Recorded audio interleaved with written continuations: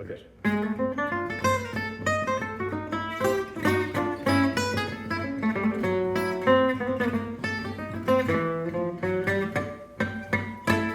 Here we are Cut again. this all out, yeah. Yeah. Here we are on the couch. Hello everyone, I'm Jimmy Grant, and I'm here with the OG Paul Mehling, yeah. Paul Mehling, the godfather of Gypsy jazz in the US, I love it. aka Pazzo. Paso? Yeah. It's great to be here. We're at the Django Reinhardt Birthday Celebration at the Freight Salvage. In Berkeley, California. They're kind enough to let us film in their backstage, and then they're going to kick me out afterwards. But besides that, it's great to be here. We're doing a few interviews this weekend, and I'm here with the legendary Paul Mehling. So first, let's start off. Tell us a little bit about your career in Gypsy jazz. I've known about you forever. We've known each other for a long time. Forever. But you started when no one was doing this. So I was lucky enough to grow up with a father who was a record collector, and I was exposed to traditional jazz. A lot of Benny Goodman, a little bit of Django Reinhardt, a little bit of Stuff Smith, and some kinky stuff like that. Well, actually, to a lot of people, Stuff Smith is like, okay, that's a bridge too far. But even acoustic jazz guitar, it was kind of surprising to me as a kid how few jazz records there were that featured guitar. So, I kept going back to Django. Charlie Christian is, to me, a completely different guitar sound. It's acoustic versus electric, duh. But anyway, so I grew up with that kind of in the back of my mind, and then the Beatles hit, right around, I guess I want to say 1964, and it galvanized a whole lot of us, and we became like the guitar generation, and everybody wanted a guitar, and everybody was playing guitar.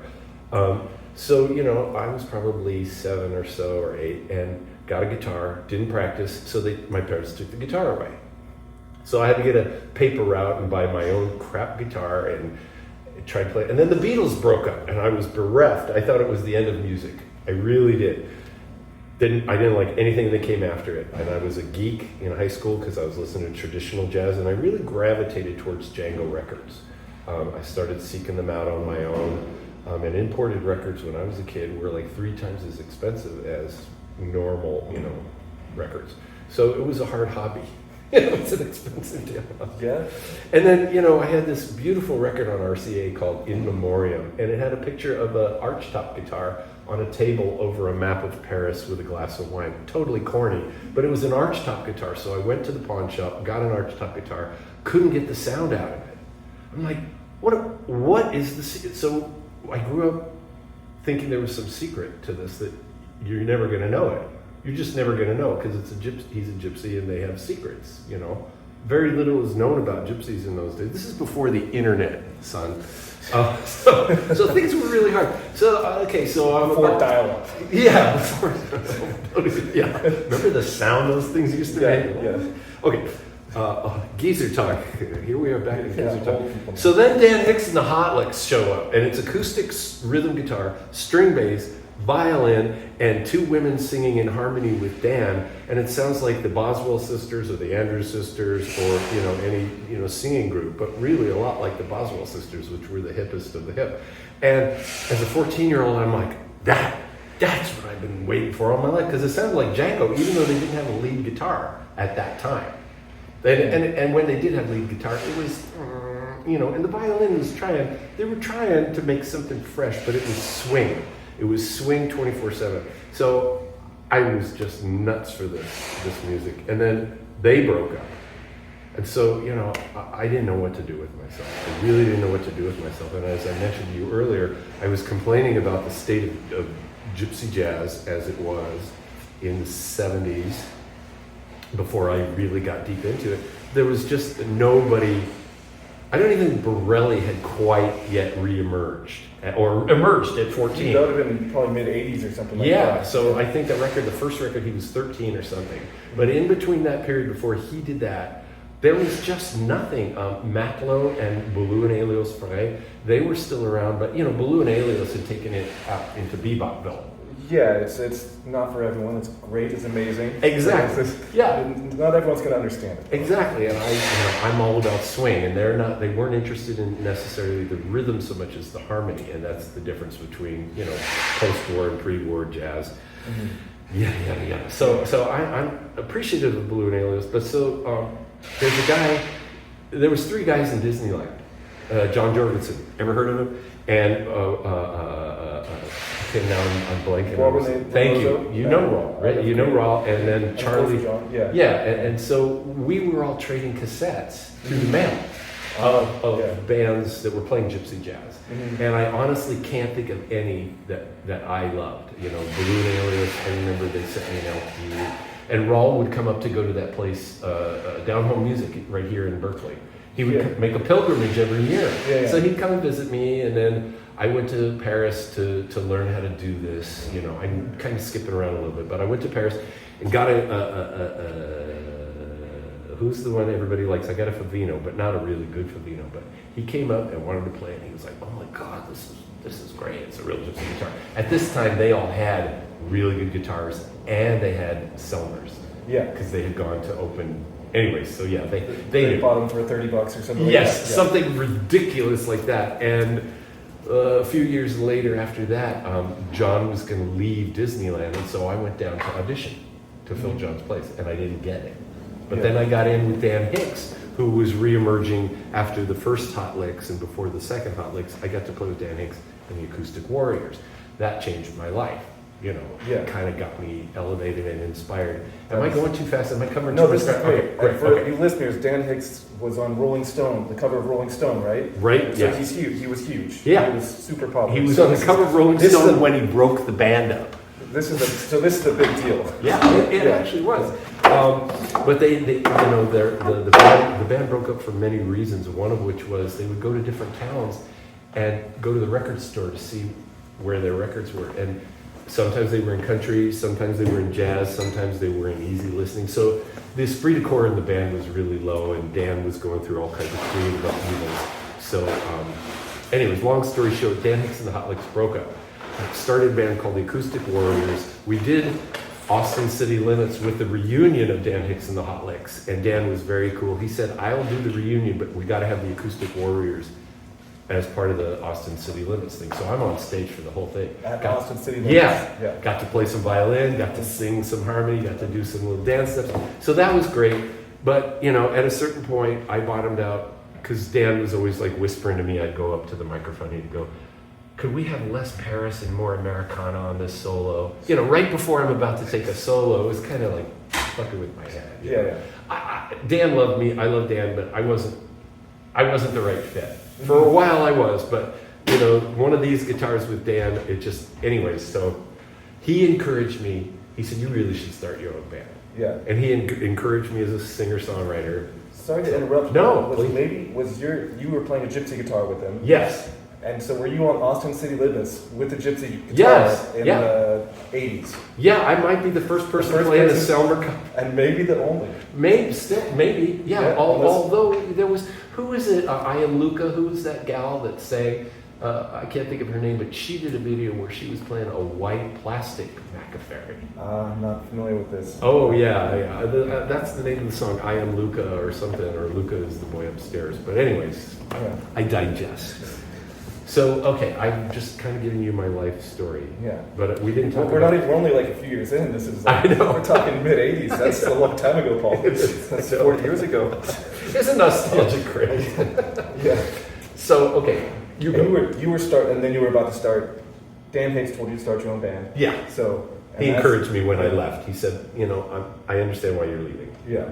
But you should be. And how long did you play with Dan Hicks for? Just shy of 5 years. That's a long time. It is because we had no record, so we were touring without a record, which is a waste of time, really. And we were playing crappy clubs. It's a crappy club when the sound man has rooster hair and he says, "Oh, is that an acoustic guitar? I don't see many of those." That puts you in a really good mood. And it's also when you do this during sound check. Yeah.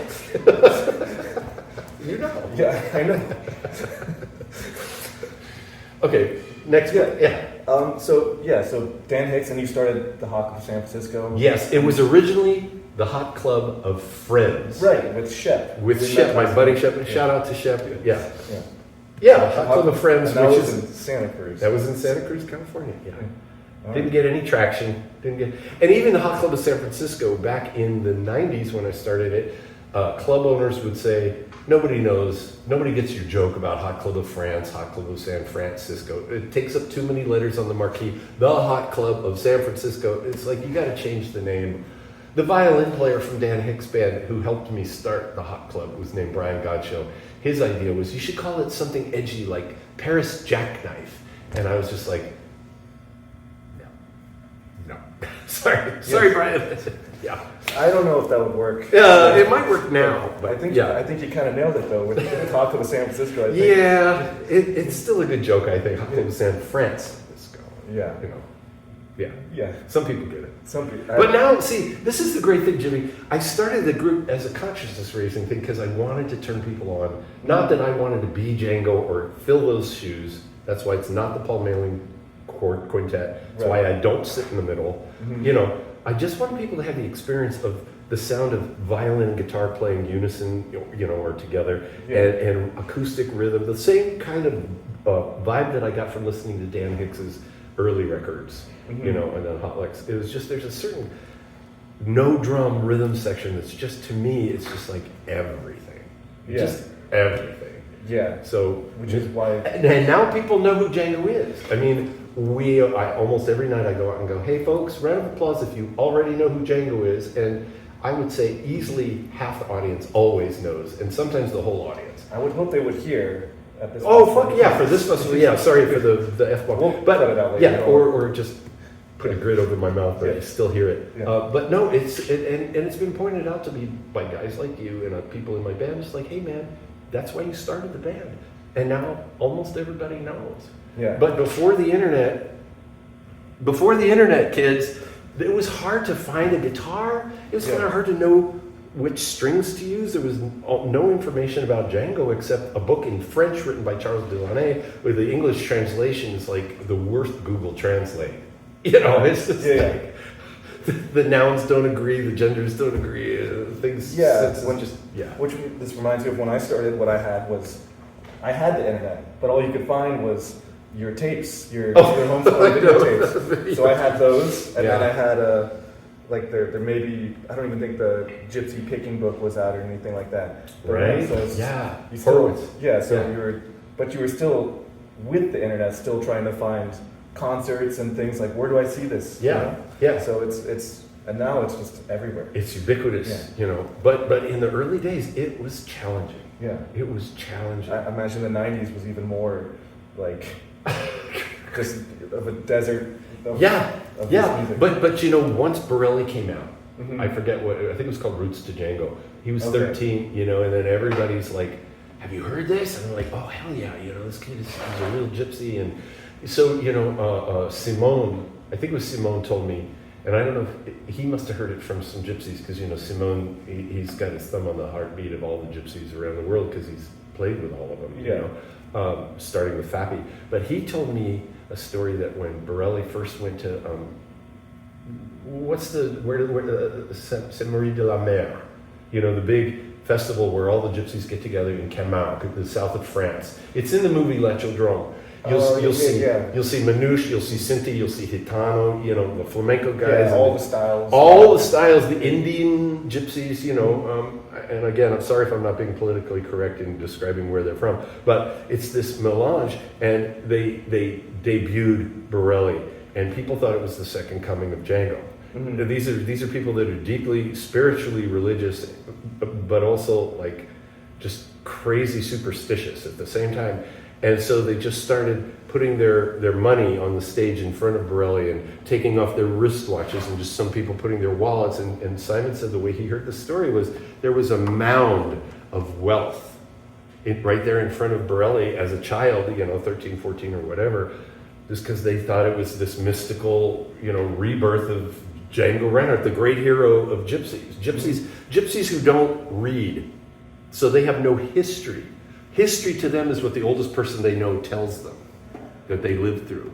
Other than that, there's no history. But now there's this Django guy that's a historical figure that made gypsies heroes. Because, sorry folks, but this still exists in the world that gypsies are considered lower than dogs in many societies. Mostly by rich, snobby people. So you would never, for instance, have a gypsy in your home.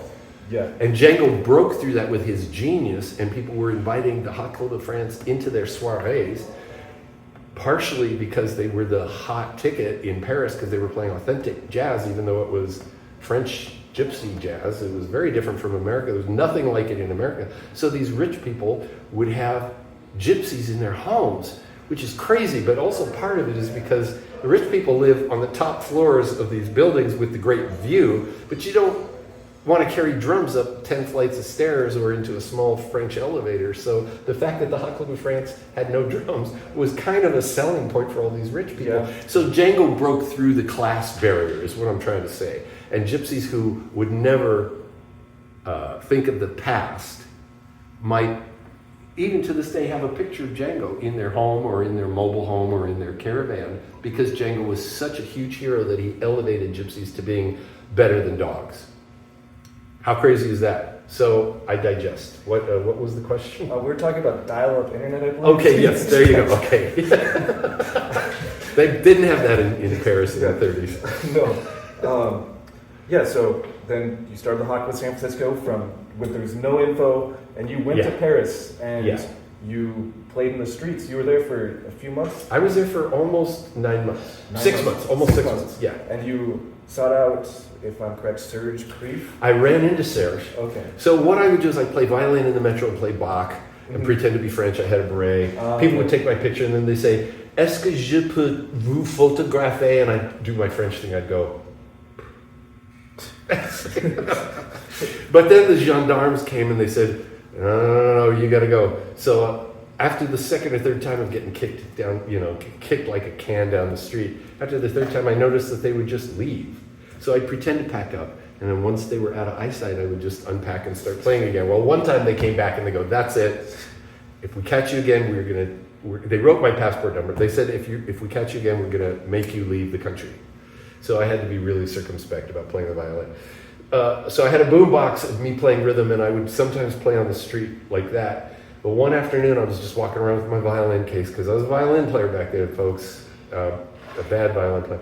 And I saw these two guys. Finally, I found somebody. I had been there 2 months, and I hadn't found any gypsy jazz. I went to all the clubs. I asked everybody with a violin. I asked everybody with a guitar, "Où sont les gypsies? Où sont les gitans? Où sont les manouches?" And people would look at me and go, And I even knew that Grappelli was alive and playing somewhere in Paris. Mm-hmm. Nobody knew where. There's a magazine called Paris Scope that tells you everything that's going on. Nothing about it. Turns out it was easy to find, but I never did find him. But that's another story for another day. So anyways, so I'm walking in, and I see these two guys. I saw Serge, and I can't remember, Joseph. It's funny, because we joked about the rhythm guy's name was Joseph, like Django's brother, Joseph. Mm-hmm. So they're playing, and he points at me, and he goes, "Hey, est-ce que tu joues du violon?" And I'm like, "Oh, un petit peu." And he goes, "Tu veux, I forget, nous jouons." And I'm like, "Oh, no, je suis ici pour écouter." And he's like, "Okay." Well, they start playing Sweet Georgia Brown. I'm like, "Fuck this, I'm out, I'm in," And he's like, wait, mon frère. So we played every afternoon from like 4 until 9. It was great. And we'd split the tips, and I'd say, "No, really, it's okay. I'm terrible." And he's like, "No, you're my brother." Because after a while he knew. So he was practicing his English. Yeah. I'm practicing my French. He goes, "You're not my brother if you don't take some of the money."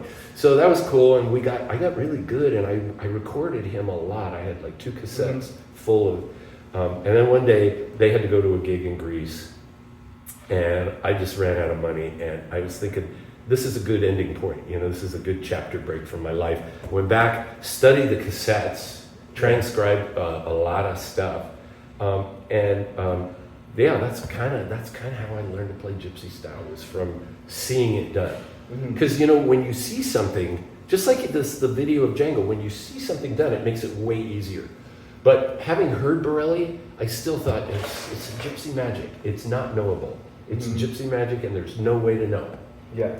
But then seeing it, you just see how it's relaxed, it's easy, it's intense, and it takes a lot of study, but It's doable.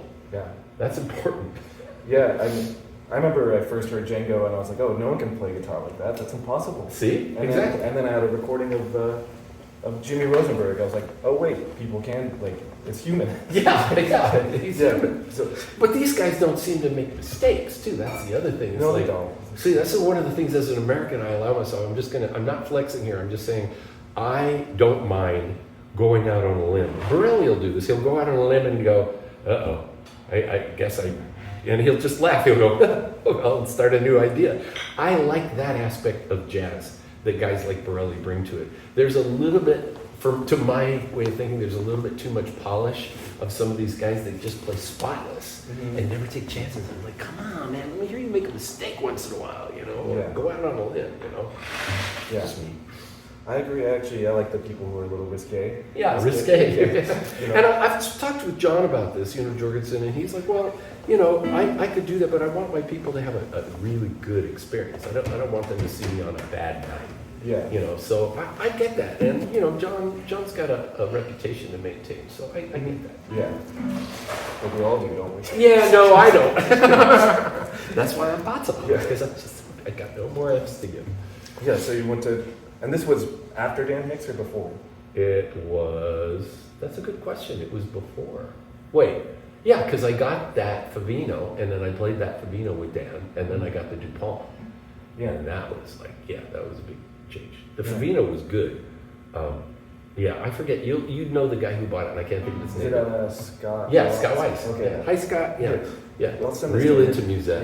Yeah, they did a little album and everything. Yeah. There was there's so little stuff out there. Of music? Yeah, Yeah. just music, just in general. In those days, yeah. Okay. All right. Yeah. Where are we at? How are we on time? I'm good. Still good? I can talk forever. They're probably going to do a sound check soonish. I imagine that starts. Maybe another half hour or so. Another half hour? Okay. We'll get done before then and we'll go, have beers or whatever. Yeah. Whatever people do these days.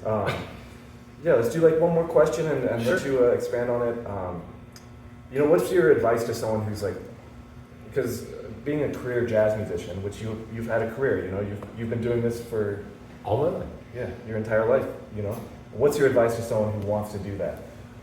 Oh, this is a good question. I would say versatility. It's, over specialization is really good. When I finally made the commitment to gypsy jazz, and instead of playing all styles of jazz, I've never been a rock guy, but you can be diverse and broad, but it's hard to be diverse and broad and be deep. So over specialization in a way limits your options, but I found that to be the key to whatever success I've had, is that I just totally threw my hat in the ring to playing Django style and really almost didn't look back at playing archtop jazz. I still do archtop jazz and banjo, but I think the deeper you can get into something and really getting to that expert level, like so many guys, like I'm thinking of Henry Acker, all these young cats that are doing, well, you are a perfect example, people that really invest and become experts as much of it. And being in the front edge of this thing, I didn't know how deep you could go, so I didn't go as deep as I could have, but I'm getting deeper into it now because of young guys like Jimmy and other guys that are deeper than I am, and I've been doing this longer. So in a way, they're kind of kicking my butt, and nipping at my heels. And it's a good thing because I just started this to turn people onto this. I never thought this would catch fire like this. Never in a million years would I think there'd be a festival here at the Freight Salvage, or would be, The Django Festival in Saint-Ouen-sur-Seine was in honor of Django, but they would have like Carmen McRae and John McLaughlin and very little with the Gypsies, And even now. Even Still, now, yeah. I know. And people are mad, but I don't know. I would like to see some of those other acts too. Yeah, I think the thing about Django was he was open-minded. He was open to all kinds of jazz, and I think we should all keep that. I'm not that way. I am not open to all kinds of music. I just like what I like. It's sort of like people ask me why, and I say, how do you explain love? How do you explain? I know this battle too. People don't understand. Yeah, like how do you explain how you fell in love with somebody, or with a kind of music, or a kind of art, or a food, or a smell, or your favorite whatever. It's just hard to explain love, but for me, it's easy. I know it's like if my hair stands up, it's the goosebumps test. Like when we're making a record, if we're listening to playbacks and I'm not getting goosebumps, I'm like, that's not the take. We got to find another take or re-record it, And I feel it's the same way. I can tell when somebody gives themselves goosebumps by their own depth of playing and depth of commitment to the thing that they're trying to do. And not everybody has to be committed at what they're doing, but I think for audiences, the more committed you are, I think the better experience it is for the audience. And before you ask another question, I just want to say Martina Navratilova said an interesting thing. They asked her about her involvement with playing tennis, and she said, "No, I'm committed." And they said, "Well, can you explain that?" She said, "Yeah, it's very simple. You take ham and eggs. The chicken's involved. The pig is committed." And I love that. If you're willing to shed blood for the thing you love, then you're committed. Yeah. And you should be committed, but that's another. Yeah, that's a good. I like that. It helps. Committed to something. Yeah, and it's for me, it's like you're gonna deal with a lot of haters. Yeah, people are gonna think it's weird, but you just have to kind of ignore a lot of it. And so you've had that. You've had people come down on you. Yeah, exactly. It's there's a lot of people who are not gonna like what you do or whatever, or there's people who are gonna tell you not to do it. Yeah, but it's all about finding that kind of a person who's support group. A support group, yeah. People who are, Was your family supportive? Your dad was a bluegrass guy. That's a topic not for another. Oh, okay, yeah. They're supportive, yeah. Supportive. In a way. I mean, in a way. Yeah. Okay. So, yeah. But my family was always like, why?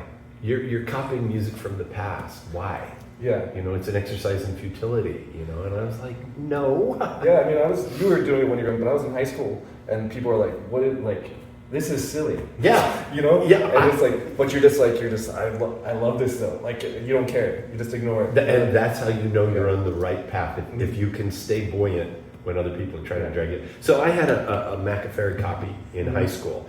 And I used to sit in the quad playing it. And my loving friends in high school, who I still see from time to time, and I remind them of this, they would call my McAfee guitar my fuck-a-fairy guitar. Sorry, folks, but yes. So that's the kind of people trying to kill your dreams, not even in a mean way, but just in a. And they don't know they're doing it. Yeah, it's subconscious, and I think we're kind of wired to do that a little bit. And I think so with things we don't understand. Yeah, I feel like being a musician for as long as I have, I've developed very thick skin. Yes. Yes. Just nothing really bugs me anymore.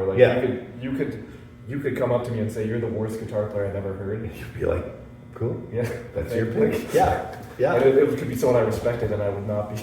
Yeah. I wouldn't. Okay. And on the other hand, I have to say, when you do get that encouragement, it means so much more. Like last night, I'm just going to brag a little bit, but I'm talking with Pasquale Grasso, and I'm like, God, it's so amazing so inspiring to hear you play. And he said, I enjoyed your playing a lot. And he said it like that. I was like, oh my God, thank you. Just a little recognition. It's so great. Yeah, you have a lot of things in your playing. I mean, we've talked about the Django stuff, but you also played a lot of trad jazz. Yeah. And so you played banjo, and it's a lot of that's in your playing, the chordal movements and stuff like that, which you don't see. I don't see anyone else doing that. Thanks. Yeah. Well, be yourself. Yeah. Because everybody else is taken. Whoever said that, Oscar Wilde. But again, I didn't get deep into the gypsy aspect of this, like so many of you guys. Really getting the technique down. And I'm practicing more now because I'm learning from guys like you. I get on YouTube and steal stuff, but I was just trying to not be a Django clone so much as just playing, like Evan and I talk about this all the time. The Hot Club of San Francisco is a gypsy jazz band, but we're just playing in the style. We're not trying to be gypsies. We're not trying to copy in any way. We're just Americans who choose to play in a drummerless 2-rhythm guitar. To leave it open, it's probably easier. We're about to finish up, but let's do one last question. Sure. You are working on a new album. Yes. And so maybe can you talk about it a little bit, tell them what it's about? The new record will be called OG, Original Gajo. That's the title, OG, Original Gajo. And then the flip side of the CD will have a definition of Gajo for those who don't know. Mm-hmm. And for those of you who are watching this that don't know, you need to know that gypsies call non-gypsies like us Gajos. It means non-gypsy. That's all it means. OG, of course, you know, people call me the OG, and I'm happy to, I love that, you know, it's kind of fun being the guy who held the torch, you know, somebody had to light the fire. Yeah. I love that, you know, but I gotta say John and Raul down in LA, they were doing it before me, but they didn't really have a band, you know, they didn't have a violin. Well, they got Paul Shalasky instead of me to replace John. So Paul Shalasky from the Good Old Persons here in Berkeley, he moved to LA, and but yeah, just we've always just wanted to, and I'm rambling. Yeah. No, it's good. Oh, OG. So the new record, it's all original tunes written by Gajos in the style of gypsy jazz. But again, we're not gypsies, so love us or hate us, you know. But that's the concept of the record. And there's some good, if I do say so myself, not all of the good compositions are mine, but there's some good compositions. You have the whole band. Right? Everybody's contributed something. Yeah. Even Dexter, the bass player, he contributed a tune. He said, I've never written a tune before. So he wrote